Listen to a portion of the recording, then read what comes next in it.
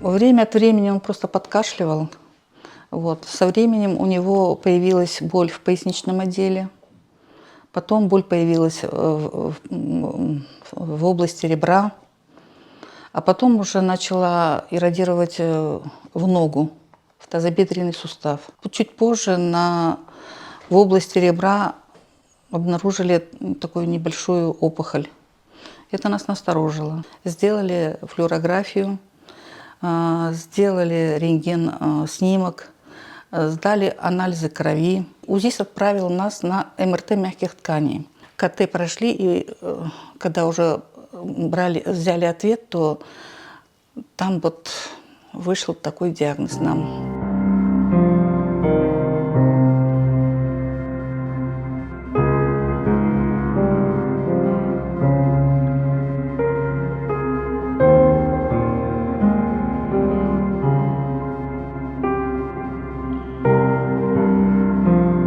За это время сделали ему дополнительные анализы, ПЭТ-КТ, который более обширно показывает.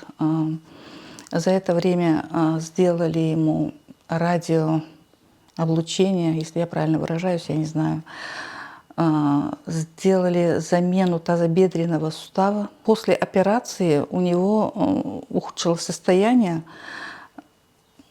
У него в области легкого собралась вода, жидкость.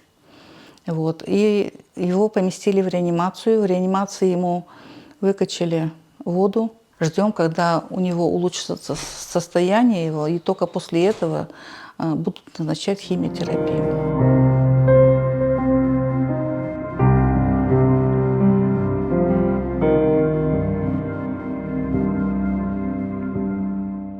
Сумма очень большая ушла, хотя основного лечения еще нет. Финансы наши уже истощились, как правильно выразиться.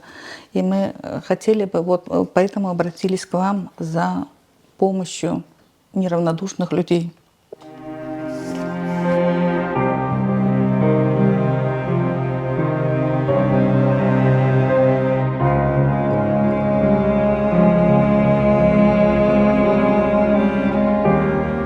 Прогнозы, как стопроцентные, конечно же, не дают, но говорят, что организм молодой, будем бороться.